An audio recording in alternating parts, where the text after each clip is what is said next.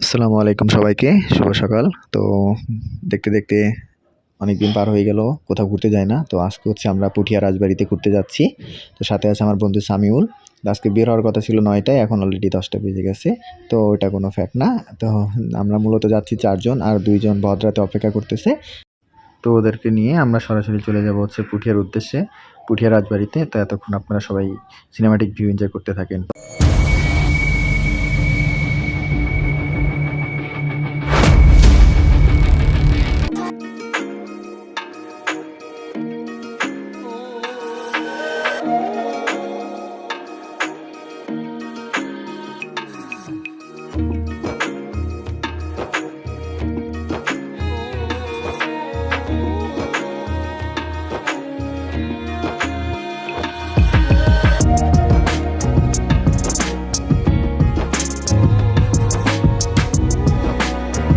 তো ফাইনালি আমরা পুঠিয়াতে এসে পৌঁছাইলাম।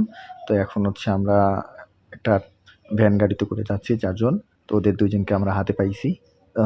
এটা হচ্ছে আমার পাশে যে আছে সিফাত বার্থডে বয়। কালকে ওকে দারুণ লেভেলের পছানো হইছে। তো ও হাসতেছে এটা শুনে। তো যাই হোক, এখন আমরা হচ্ছে এই ভ্যান গাড়িতে চলে যাচ্ছি। এখান থেকে পুঠিয়া থেকে ৳১০ ভাড়া নিচ্ছে মূলত। তো আমাদের ৪ জনের ৳৪০ ভাড়া। তো দেখা হচ্ছে সরাসরি রাজবাড়িতে।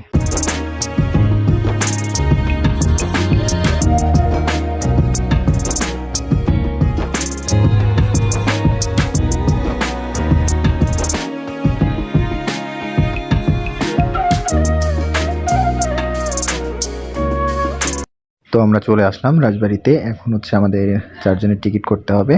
তো আমাদের সাথে হচ্ছে আমরা টিকিট কাটা নিয়ে কথা বলতেছিলাম। তো আমরা তো সবাই স্টুডেন্ট ছিলাম। তো এখানে টিকিট কাটার নিয়ম ছিল হচ্ছে যারা হচ্ছে মাধ্যমিক এবং উচ্চ মাধ্যমিকে পড়ে তাদের জন্য হচ্ছে ৳১০ করে। আদারওয়াইজ সবাইকে ৳৩০ করে ঢুকতে হবে। তো কি আর করার, আমাদেরকে হচ্ছে অনেক কষ্টে ৳২০ কম নিল। তো ৪ জনের টিকিট মূল্য ৳১২০ হয়, সেখানে আমাদেরকে ৳১০০ নিছে, মানে ৳২০ লেস করছে। তো টিকিট কাটা শেষ, এখন আমরা মাঠে চলে গেছি। তো মাঠে গিয়ে আমরা কিছুক্ষণ সকালের রোদ পেয়ে উপভোগ করতেছিলাম। রৌদ্রোজ্জ্বল সকাল।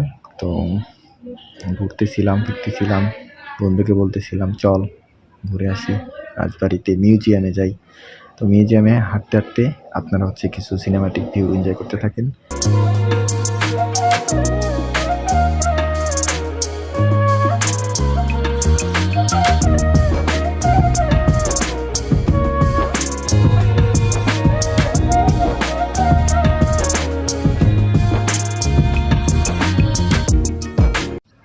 আমরা এখন যাচ্ছি মিউজিয়ামের ভিতরে, মানে উপরতলায় আর কি। তো উপরতলায় হচ্ছে মেইন আকর্ষণ। তো যাই, দেখা যাক উপরতলাতে কি কি আমাদের জন্য আকর্ষণ অপেক্ষা করতেছে।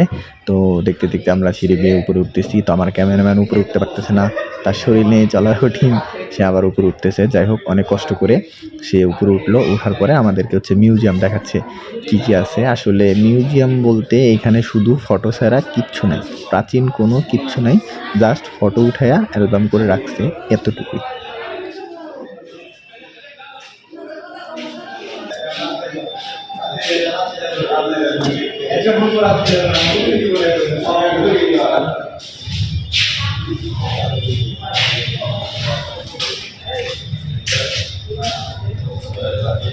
ভাবলাম জাদুঘরে অনেক কিছু আছে, বাট জাদুঘরে এসে আমরা পুরো হতাশ, শুধু অ্যালবাম ছাড়া আর কিছু নাই। তো অ্যালবামই আপনারা দেখেন অ্যান্ড এনজয় করতে থাকেন।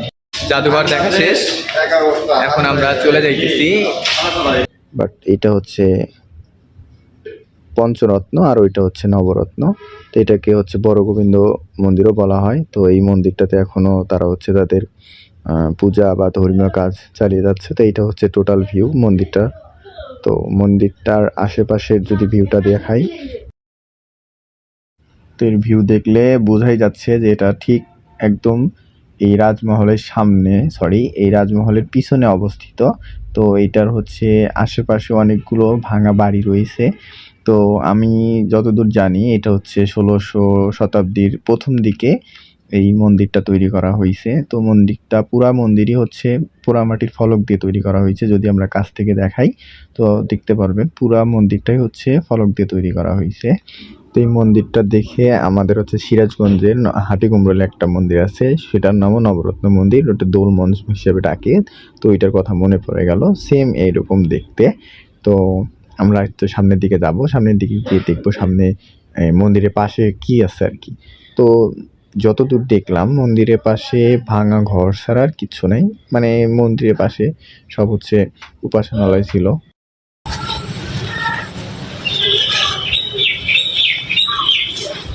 আই থিঙ্ক আমার মতে এগুলো আমাদের মতো ইঞ্জিনিয়ার করছে, যার কারণে 100 বছরে আউট। আসলে এখানে আসার উদ্দেশ্য বলতে গেলে মূলত দেখতে আসছিলাম কোনো গার্লফ্রেন্ড বয়ফ্রেন্ড আছে কিনা। তা নাই, কেউ নাই, আমরাই আর কি আসলাম, যাচ্ছি এখন। পোড়ামাটির ফলকগুলা আমি যদি কাছ থেকে দেখাই, তো আপনারা দেখেন একটু, আমি যদি দেখাই কাছ থেকে,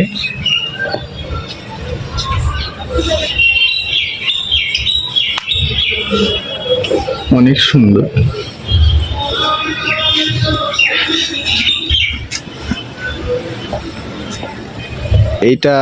এই মন্দিরটা সম্পর্কে আমাদের কিছু বলেন।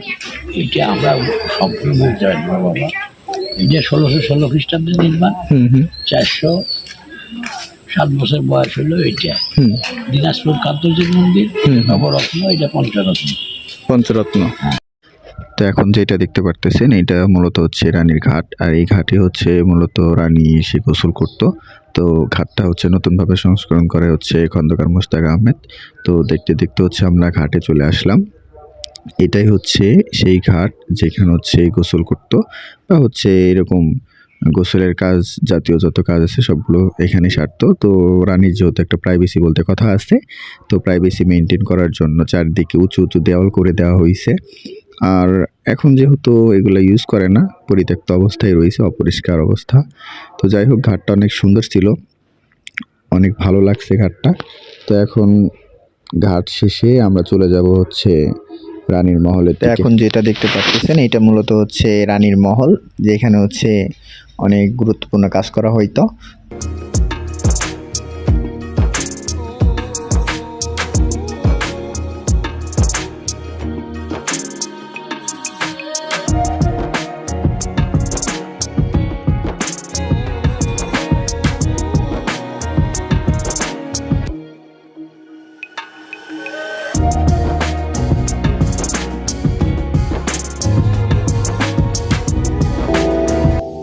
তো রানীর মহল দেখার শেষে আমরা একটা হচ্ছে পুরাতন বাড়ির মতো কোথায় যেন আসছি, এটা সঠিক জানি না, মেবি হচ্ছে এখানে সভা টভা হইতো আর কি। তো এই জায়গাটা হচ্ছে অনেকটাই ভুতুরের মতো, যেটা মনে হচ্ছিল ভিতরে ঢোকার আগে। তো এখন হচ্ছে ভিতরে ঢুকবো, দেখি কি অবস্থা।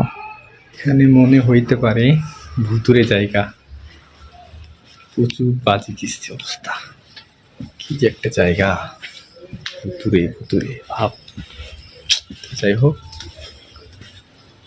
দেখেন না কি অবস্থা, পুরাতন রাজবাড়ি। আল্লাহ জানি না কি হয়, ফোনটন না নিয়ে নেয়।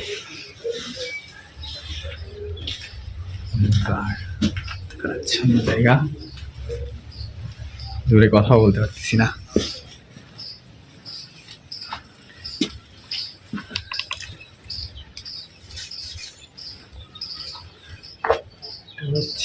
সিঁড়ি, যাই দেখি কি অবস্থা, উঠা যাবে কি না। মা, অন্ধকার, না যাই এখানে। আমরা আসলে একদম ভুতুরে বাসা, একটা অবস্থা।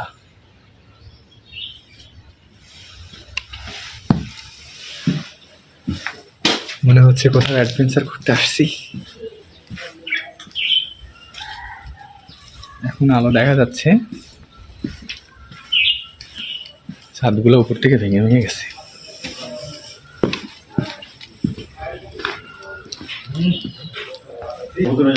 একা একা ঠিক জায়গাটা এনজয় করতে পারছিলাম না, পরে ফ্রেন্ডদেরকে নিয়ে আসলাম। যাই হোক, এটা হচ্ছে আমরা বের হলাম ছোট্ট রাস্তা দিয়ে, এতগুলা মানুষ পক পক করে বের হয়ে গেছিলাম। এই যে দিস ইজ ওমা, দিস ইজ ওমা। দিস ইজ গুপ্তধন থেকে বের হলাম। দিস ইজ গুপ্ত জায়গা থেকে বের হলাম। তো জগদ্ধাম জগার্ধন না, গুপ্তধন। তো যাই হোক, জায়গাটা আসলে সুন্দর ছিল। অনেক কষ্ট করে আমরা উপরে উঠলাম। তো উপরের ভিউটা দেখলে মনে হবে এটা একটা ভুতুরে বাসা। কি একটা অবস্থা! তো এইটা উপরে যাইতে চাইতেছি না আমরা, বিজি ঘিচতে অবস্থা। যাই, কষ্ট করে উঠছিলাম, আবার কষ্ট করে নেমে যাই। এটা জায়গাটা খুব একটা সুবিধার না। এখানে কেউ সন্ধ্যার পরে আসবেন না কষ্ট করে। আসলে হয়তো বা আপনি ঠিক থাকবেন, বাট আপনার কিডনিও ঠিক থাকবে না, আপনার ফোন টোন তো আরও ঠিক থাকবে না। এরকম একটা অবস্থা এখানে। দিস ইজ সামিউল ভাই, নাইস লুকিং, হ্যান্ডসাম। আমি যেটা বলতেছিলাম, আমি প্রথমে এই জায়গাটার নাম জানি না, কিন্তু এখন একজনের থেকে শুনে জানলাম। ওই জায়গাটা হচ্ছে গোপাল মন্দির। ওইটা হচ্ছে গোপাল মন্দির, আর এটা হচ্ছে ছোট শিব মন্দির। হ্যাঁ, সবগুলোর থেকে এইটা কালারটা ভিন্ন। অন্যান্যগুলো লাল কালার, এটা হচ্ছে ইয়েলো কালার দিচ্ছে। তো এটার ভিউটা মাসাল্লাহ সুন্দর, যদিও মন্দির মাসাল্লাহ বলাটা ঠিক হয়নি। আস্তাগফিরুল্লাহ।